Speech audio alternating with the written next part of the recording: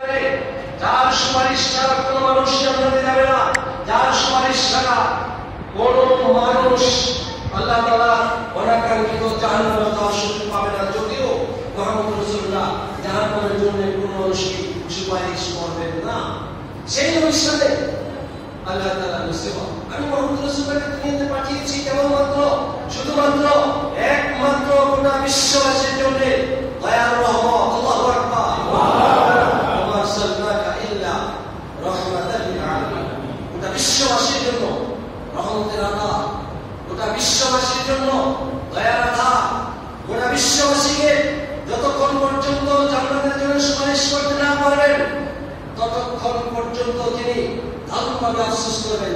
একটি মানুষ যদি জান্নাতে না যায় সেই মানুষের জন্য তিনি আফসোস করবেন, সেই জন্য তিনি হলেন রহমাতুল লিল আলামিন। ঠিক না কি বলেন?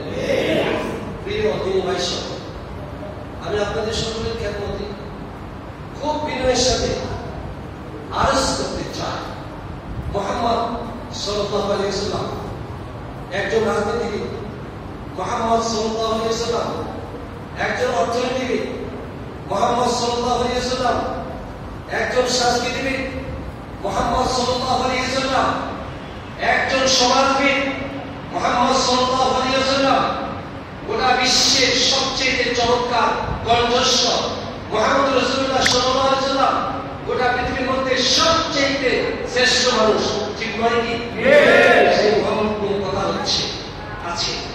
আমাদের দেশে সার্বিক প্রেক্ষাপটে আমরা যদি বিশ্লেষণ করি, আমাদের দেশের সার্বিক বিষয় নিয়ে যদি আমরা পর্যালোচনা করি, তাহলে আমরা দেখতে পাবো মুহাম্মদ রাসূলুল্লাহ সাল্লাল্লাহু আলাইহি ওয়াসাল্লাম মদিনার শরতের আলোকে যে রাষ্ট্র নির্মাণ করতে সক্ষম হয়েছিলেন, মুহাম্মদ রাসূলুল্লাহ সাল্লাল্লাহু আলাইহি ওয়াসাল্লাম মক্কা এবং মদিনায় গোটা পৃথিবীর জন্য যে মডেল রাষ্ট্র নির্মাণ করতে সক্ষম হয়েছিলেন, মুহাম্মদ রাসূলুল্লাহ সাল্লাল্লাহু আলাইহি ওয়াসাল্লাম যেমনিভাবে আবু বকরের মতো, যেমনিভাবে ওমরের মতো, যেমনিভাবে হযরত আলীর মতো, যেমনিভাবে হযরত ওসমানের মতো নিবেদিত প্রাণ কর্মী তৈরি করতে সক্ষম হয়েছিলেন, এরকম নিবেদিত প্রাণ কর্মী বাহিনী যতক্ষণ পর্যন্ত তৈরি না হবে ততক্ষণ পর্যন্ত ইসলামী রাষ্ট্রের স্বপ্ন দেখা বড়ই কঠিন। ঠিক কিনা? কারণ কোরআনকে ধারণ করবার মতো, রাসূল কারীম সাল্লাল্লাহু আলাইহি ওয়াসাল্লামের আদর্শকে ধারণ করবার মতো, রাসূল আকরাম সাল্লাল্লাহু আলাইহি ওয়াসাল্লামের উসওয়াতুল হাসানাকে হৃদয়ে নিয়ে ধারণ করবার মতো আল্লাহ তাআলার পক্ষ থেকে আসমানি প্রজ্ঞাপন নাযিল করেছেন। সেই আসমানি প্রজ্ঞাপনগুলোকে হৃদয়ে ধারণ করবার মতো কর্মী বাহিনী তৈরি না হলে আপনি কার কাছে কোরআনের মেসেজ কনভে করবেন? আপনি কার কাছে কোরআনের মেসেজ অ্যাপ্রোচ করবেন? আপনি কার কাছে কোরআনের মেসেজ শেয়ার করবেন? সুতরাং এই শেয়ারিং এর জায়গাটা, অ্যাপ্রোচিং এর জায়গাটা, কোরআনের বক্তব্যটা হৃদয়ে ধারণ করবার মতো কর্মী বাহিনী তৈরি করতে পারলে কেবলমাত্র ইসলামী রাষ্ট্রের রূপরেখা তৈরি করা সম্ভব। সিরাতুল নবী সাল্লাল্লাহু আলাইহি ওয়াসাল্লামের এই আলোচনায় যে মাগরিব থেকে শুরু হয়েছে, নিশ্চয়ই অনেক অনেক ওলামায়ে কেরাম সুন্দর সুন্দর কণ্ঠে কথা বলেছেন।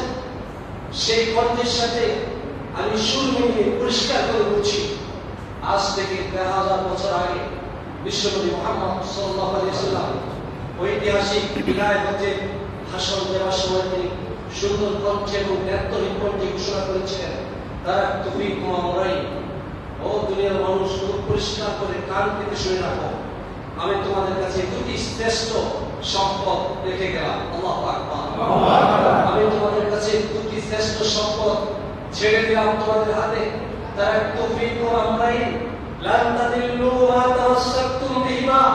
এই শ্রেষ্ঠ সম্পদ দুটিকে যদি লালন করতে পারো, এই শ্রেষ্ঠ সম্পদ দুটিকে যদি ধারণ করতে পারো, এই শ্রেষ্ঠ সম্পদ দুটিকে যদি গ্রহণ করতে পারো, এই শ্রেষ্ঠ সম্পদ দুটিকে যদি রিসিভ করতে পারো, হৃদয় দিয়ে ধারণ করতে পারো, আমি তোমাদের কাছে ব্যর্থহীন করতে ঘোষণা করছি, লান তাদিল্লু। আল্লাহু আকবার। তোমাদের পদচ্যুতি হবে না, লান তাদিল্লু, তোমাদের পদস্খলন ঘটবে না, লান তাদিল্লু, তোমরা অপথে কুপথে চলবে না, লান তাদিল্লু, তোমরা হাঁটি হাঁটি পা পা করে জাহান্নামের দিকে হাত পা বাড়াবে না, লান তাদিল্লু। আল্লাহু আকবার। মা তামাসসাকতুম বিহিমা, কিতাব দুটি যদি ধারণ করতে পারো, kita rakhlam. Number 1 kita Allah. Number 1 kita Allah. Alif Lam Mim. Dzalikal kitabu la